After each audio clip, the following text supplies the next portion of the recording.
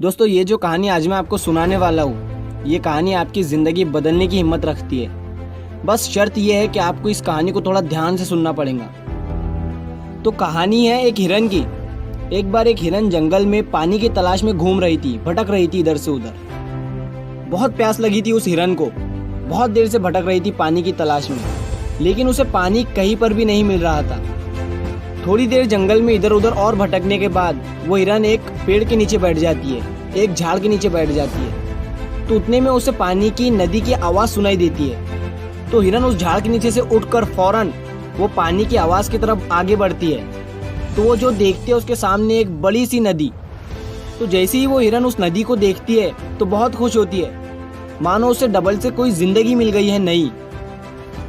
वो फौरन दौड़ते हुए उस नदी के पास जाती है और जैसे ही पानी पीने के लिए अपना सर नदी में झुकाती है तो उसकी नज़र अपने राइट पर पड़ती है। वो जैसे ही अपने राइट में देखती है तो उसे शिकारी नज़र आता है, हाथ में तीर लिए हुए, निशाना तान कर खड़ा हुआ। फिर जैसे ही उस हिरन की नज़र अपने लेफ्ट में पड़ती है तो उसे एक शेर नज़र आता है झाड़ियों के पीछे। अब हिरन पानी वानी सब भूल जाती है, कुछ भी नहीं रहता उसके दिमाग में, प्यास वगैरह। फिर वो हिरन पलटकर अपने पीछे देखती है तो उसे भयंकर आग लगी हुई दिखती है, जो कि धीरे धीरे उसके तरफ बढ़ रही थी। अब हिरन जाए भी तो जाए कहाँ?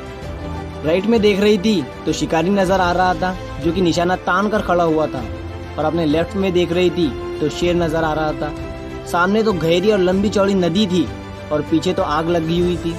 चारों रास्ते बंद हो चुके थे, चारों तरफ से मुसीबत आ चुकी थी। अब हिरन सोच में पड़ जाती है और वो ये सोचती है कि चारों तरफ से मेरी मुसीबत आ चुकी है तो मैं अपना काम करके क्यों ना मरूं। मुझे वैसे भी तो मरना ही है, तो मैं पानी पीकर क्यों ना मरूं।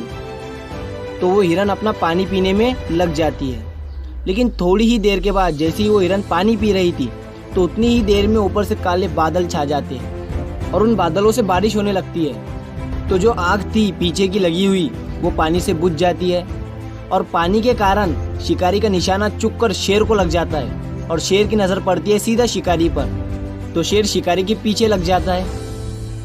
तो जैसे ही हिरन को पता चलता है, जैसे ही हिरन पानी पीने के बाद अपना सर ऊपर उठाती है तो वो अपने राइट में देखती है, उसे शिकारी कहीं पर भी नज़र नहीं आता है। वो अपने लेफ्ट में देखती है, उसे शेर भी नज़र नहीं आता है।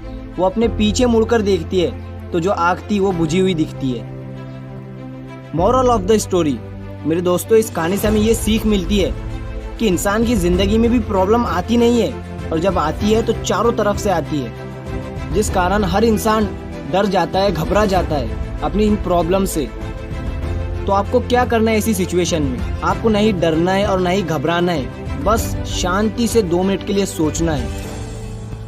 हिरन के पास भी बहुत सारे ऑप्शन थे। हिरन भी ये सारी सिचुएशन को देखने के बाद या तो पानी में छलांग लगा सकती थी या फिर इधर उधर भाग सकती थी, लेकिन उसने शांति से सोचा और वो अपने काम पर लगी रही। वो पानी पीने आई थी और वो पानी पीने लगी।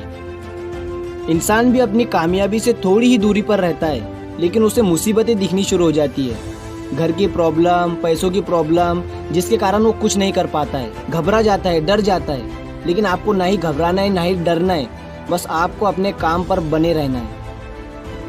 मेरे दोस्तों, उम्मीद करता हूँ आपको ये कहानी पसंद आई होगी। तो ये मत सोचना कि ये दुनिया क्या कहेंगी, कर गए तो एक दिन ये दुनिया तुम्हें देखेंगी।